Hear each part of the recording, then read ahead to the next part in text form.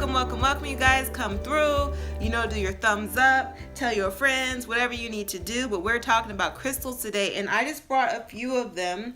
And I can promise you guys right now, there are some names that I've actually forgotten. I've got the crystals and I was like, I can't remember some of these names. So I might need your help, those of you guys who recognize them. So I'm going to talk to you about the crystals that I use and what I have gotten from them, if you will. So let me begin. I'm trying to figure out which one to begin with. Malachite.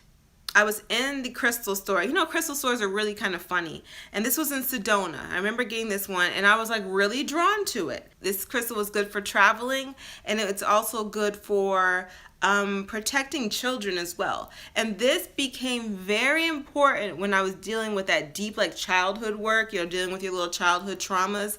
This crystal, I remember I kept it with me at all times. If I travel, I take this one with me. Angelite. If I'm trying to figure something out in my life, I will usually do it through dreams. And what I'll do is I'll hold that crystal in my hand and I'll sleep. So I was having different goals, right? So the two goals that I had with these two different things, this is Seraphinite. And if you look at it, if you kind of get a good, let's see if we can get a nice little look at it. It has these little darts and kind of wings in here. In the wings, it's like angelic, if you will. And so these were the two crystals that I used to meet up with angels. With this particular crystal, I was seeing these really beautiful creatures who just comb my hair in these dreams, and I was given so much information. It's almost like downloading, if you will, given so much information about what was going on at the time, but also kind of those greater spiritual questions, those greater questions about life and all those things. And then I would start to meet male characters, and this is when I would start to meet some of the male, more masculine forms of what I consider to be angels. So with these two crystals, that's what happened. So this is Seraphinite, Seraphim, you get it? And then this is Angelite, these two.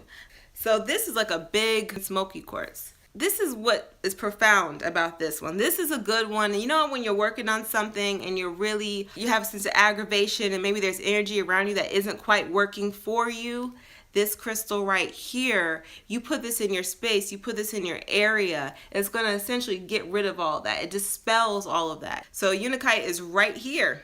This is that beautiful bond to me of masculine and feminine in a way, if you will. Something about that pink and that green. If I really want a clearing of the heart chakra, I'll sleep with this one in my hand. When I'm really trying to get to the depths of whatever it is, I might combine it, right? I may sleep with this, and then maybe I'll pull out some shungite. So I have shungite right here. You might say it's a placebo, but I don't really care if it's a placebo or not. If it works, then that's what I do. I think it's more than that. Like I said, I've seen these things heat up and stuff and do amazing things. Why I have this in my hand, it's not a crystal. It's not something that we think of a crystal. Think about just the rocks and stones that are in your everyday life. The ones that aren't necessarily pretty with colors, but they have function. One time I was in a yoga class, and the lady there, she liked to kind of read people a lot.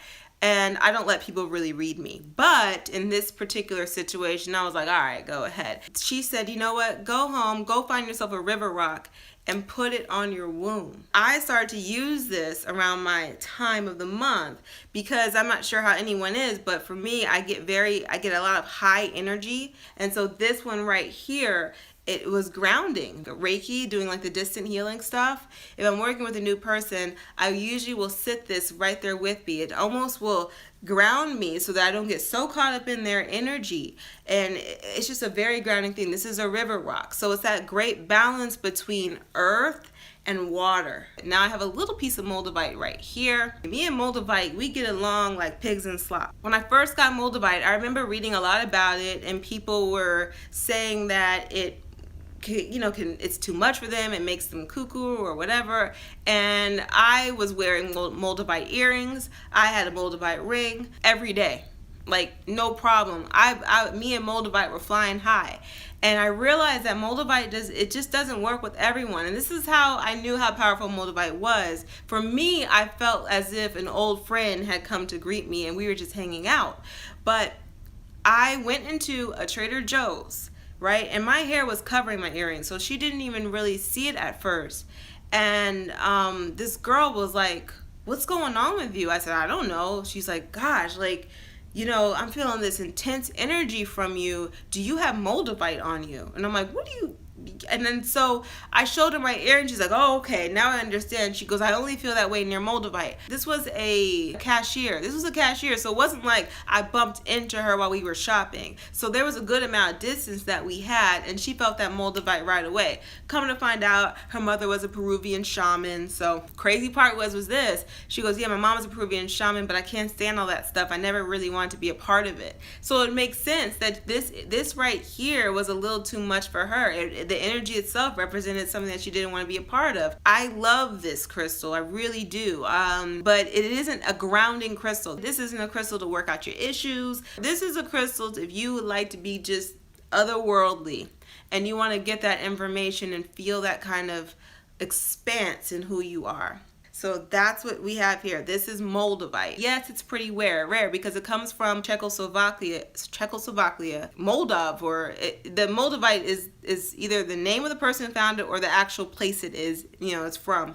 And it came from a meteorite. If it's called to you, trust me, it'll come. Like I said, at first I thought, oh gosh, how am I going to get Moldavite? Because I read about how rare it was, and I got it. That's the thing about crystals. They come to you.